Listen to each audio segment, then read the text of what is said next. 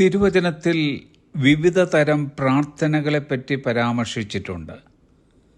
അതിലധികമാരും ശ്രദ്ധിക്കാത്തതും പ്രാർത്ഥിക്കാത്തതുമായ ഒരു പ്രാർത്ഥനയത്രേ the prayer of surrender, സമർപ്പണത്തിൻ്റെ പ്രാർത്ഥന.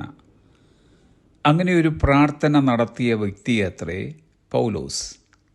ദമസ്കോസിൻ്റെ പടിവാതിക്കൽ വെച്ച് ക്രിസ്തുവിനെ കണ്ടുമുട്ടിയ അനന്തരം പൗലോസ് ഇങ്ങനെ പ്രാർത്ഥിച്ചു. അപ്പോസ്തലപ്രവൃത്തികൾ 9-ാം അധ്യായം 6-ാം വാക്യം, Lord, what you want me to do? ഞാൻ എന്ത് ചെയ്യണമെന്നാണ് അങ്ങ് ആഗ്രഹിക്കുന്നത്? സാധാരണ നമ്മിൽ പലരും സ്ഥിരമായി പ്രാർത്ഥിക്കുന്നത് നാം ആഗ്രഹിക്കുന്നത് ദൈവം ചെയ്തു തരുവാനായിട്ടാണ്.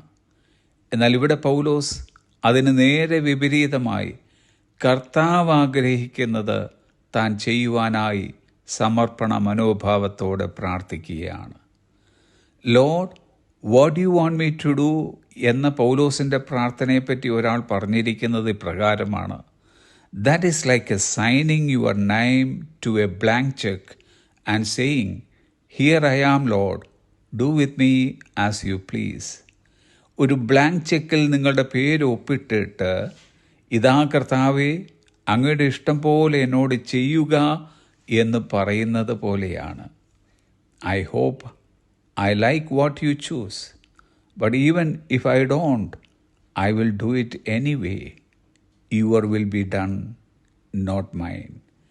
അവിടുന്ന് തിരഞ്ഞെടുക്കുന്നത് എനിക്കിഷ്ടപ്പെടുമെന്ന് ഞാൻ പ്രതീക്ഷിക്കുന്നു. പക്ഷെ ഞാൻ ഇഷ്ടപ്പെട്ടില്ലെങ്കിലും എന്തായാലും ഞാനത് ചെയ്യും. എൻ്റേതല്ല, അങ്ങയുടെ ഇഷ്ടം നിറവേറും. ഇങ്ങനെയുള്ള പ്രാർത്ഥനകളിലൂടെ ദൈവം നമ്മെ അനുഗമിക്കുവാൻ ശ്രമിക്കുന്നതിനേക്കാൾ നാം ദൈവത്തെ സ്വമേധയാ പിന്തുടരുവാൻ തീരുമാനിക്കുകയാണ്.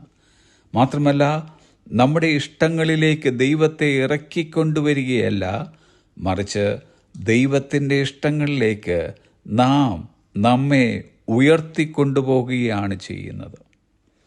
When we focus on who we are in Christ and study the scriptures, we will know what God wants us to do.